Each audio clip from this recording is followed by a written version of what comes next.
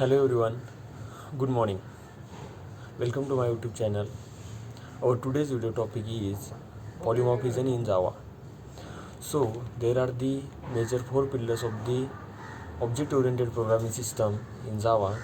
These are the encapsulation, polymorphism, inheritance, and abstraction. So as our today's video topic is the polymorphism, I will explain it in brief. In this topic, we will discuss what is a polymorphism, then how we can achieve the polymorphism, next what is method overriding, what is method overloading, and so on. First, I will start with the what is a polymorphism. Basically, the polymorphism is a Greek word. The polymorphism is a word which is derived from the two Greek words, that is a poly and morph. So here the poly means many and the morph means the form. So if you combine that word, it means becomes polymorphism means the many forms. So if anything is showing the many forms or behave in a many forms, that we can call it as a polymorphism. So polymorphism, we can achieve polymorphism by two way. Before moving toward this two way, I will explain example of the polymorphism. So the best example of the polymorphism is a person. For example, person in classroom behave like a student, in market it is behave like a customer, and in at home it is behave like a member of that home. So here the one person is behaving in different form, so that is called as a polymorphism. Then we can achieve the polymorphism by two ways. First one is, or there are two types of the polymorphism. First one is a runtime polymorphism, and second one is a compile time polymorphism. First I will explain the compile time polymorphism. So we can achieve this both polymorphism by using the method overloading and by using the method overriding. First we will see what is a compile time polymorphism. So the compile time polymorphism is also known as method overloading, or we can achieve the compile time polymorphism by using the method overloading.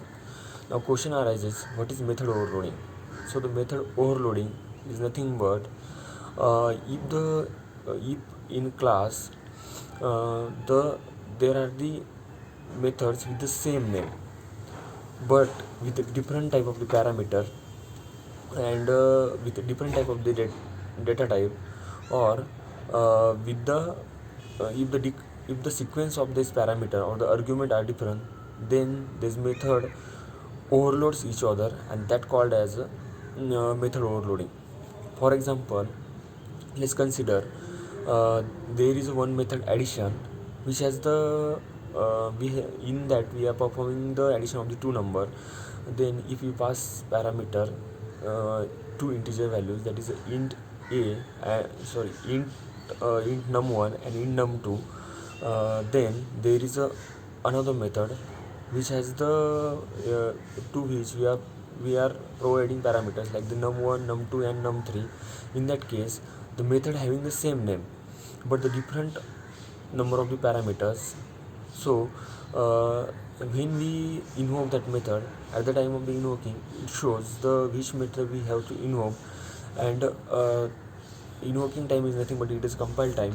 So we can call it is a compile time polymorphism, or we also call it as a method overloading. So there are some rules to achieve the method overloading. First one is the method name should be same. Second one is number of the parameter of the method should be different. Then the sequence, if number of the parameter is same but sequence of the parameter should be different.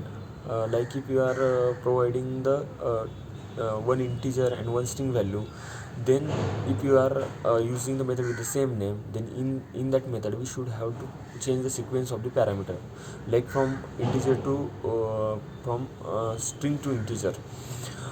Next, the data type of the, or we can the next rule is the data type. If we are using the same parameter, number of the parameter, that time if we provide the different data type, in that case also it override the method. So that is the compile time polymorphism. Next is a runtime polymorphism.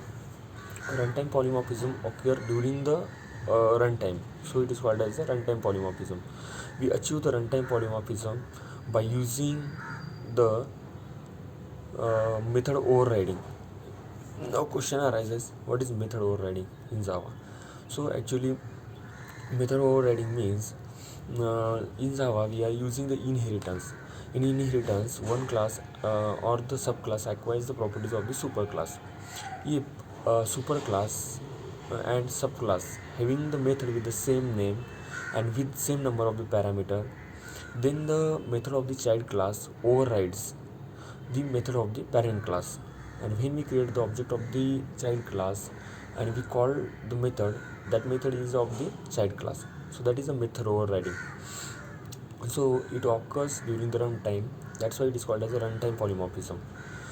There are some rules to override the method. First one is the method name. Method name of the subclass and parent class should be same.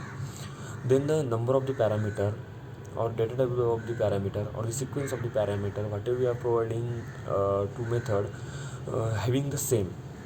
It means both method have same number of the parameter, same number sequence of the parameter should be same, and the data type of the parameter should be same. So these are the some common rules of the method overriding. So guys, that was all about the polymorphism in Java. Thank you so much.